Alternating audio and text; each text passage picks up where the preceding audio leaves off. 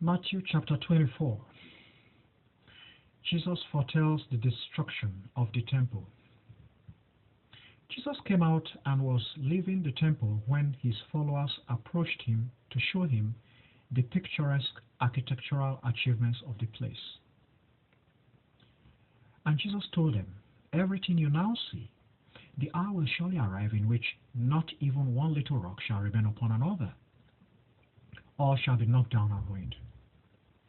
As Jesus was seated on the Mount of Olives, his followers approached him secretly, and they asked him, "Teacher, when precisely will these events occur? And what sign shall exist to indicate your coming and the end of the epoch?" And Jesus replied them, "Be watchful and alert. Do not be misled. For many deceivers will appear in my name, saying, 'I am the Christ,' and will mislead many people. Do not be troubled when you hear about great battles and revolts. These events must happen initially, but that does not imply that the end has come.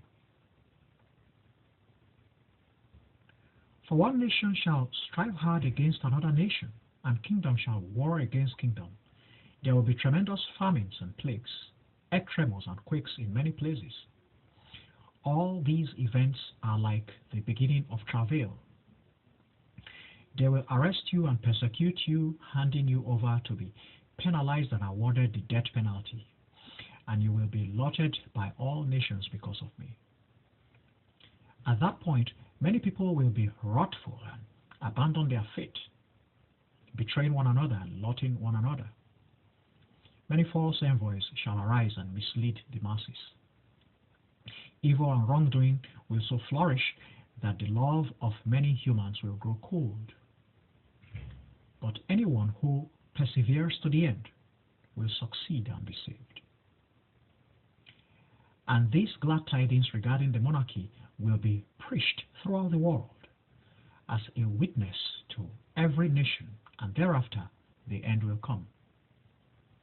You will witness the frightful desolation regarding which God's special envoy Daniel spoke.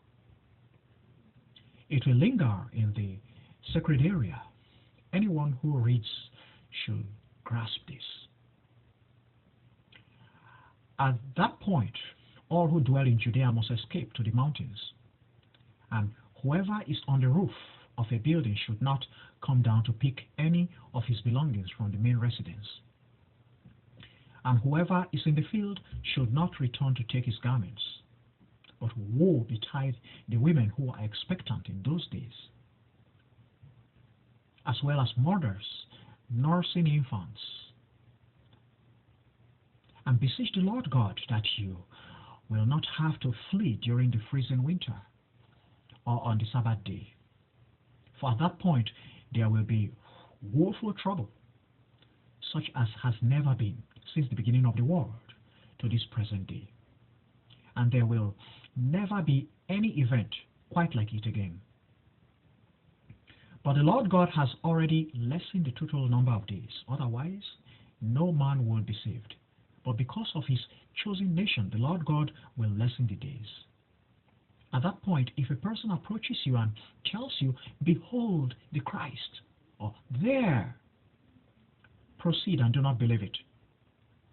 For deceptive Christs and deceptive envoys will appear and perform their deceptive signs and marvels to mislead even the chosen nation of the Lord God. Behold, I have informed you before the time arrives. And so, if they tell you, "Behold, he is definitely in the wilderness," do not go. Or, "Behold, he is certainly in the inner chambers," do not believe. For as the lightning which arises and flashes across the entire firmament from east to west, perfectly likewise will the coming of the Son of Man be. For wherever there is a dead animal, the vultures soon assemble. Shortly after the trouble of those days, the sun will darken, the shining of the moon will fade, the stars will collapse from their places in space, even the powers in space will quake. At that point, the sign of the Son of Man will be will appeal in the firmament. The sign of the Son of Man will appear in the firmament, and all the nations and dwellers of the earth will grieve and wail as they witness the Son of Man coming out on the clouds of heaven with all authority and glorious splendor. A grand trumpet will be blown, and he will dispatch his angels to the four extremities of the land, and they will assemble his chosen ones from one end of heaven to the other end. Learn and understand this parable regarding the fig tree. When his branches become soft and tender, and you observe their leaves coming forth, you know definitely that summer is at hand. Similarly, when you observe these events occurring, be aware that the time, that is the monarchy of the Lord God, is at hand. Truly I tell you now, the masses of humankind now living will by no means expire until all these events occur. Heaven and earth shall expire, but my words shall never expire. But regarding the precise day and hour, nobody knows a thing, not even the angels in paradise. Only my Father knows, being omniscient. But as it was in the era of Noah, sure enough, it will be perfectly likewise in the coming of the Son of Man. Before the great flood, they continued eating and drinking, and men and women were getting married, until the very day Noah proceeded into the ark. And they were not aware until the great flood arose, and they were all doomed. This is precisely how the coming of the Son of Man will be. At that point, two men will be busy in the field. One will be removed while the other remains. Two women will be busy grinding together. One will be removed while the other remains. And so, keep watch. For you are not aware what day or at what point precisely your master will come. But be aware of this, that if the owner of the home was aware when the robber would come, he would have been alert and kept watch, and not let his residence be vandalized. And so, you should be prepared, for the Son of Man will arrive at a time you do not anticipate. Now, who is the loyal and the wise worker?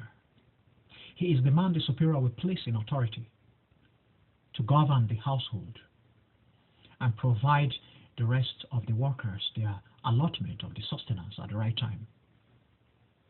How blessed is that worker if the superior finds him diligently doing this when he returns.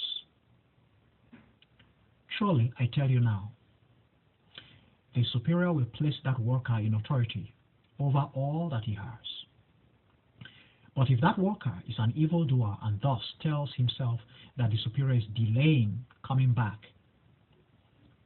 and he begins to abuse and batter his fellow workers, male and female, and to eat and drink greedily and get drunk, the superior of that worker will suddenly return.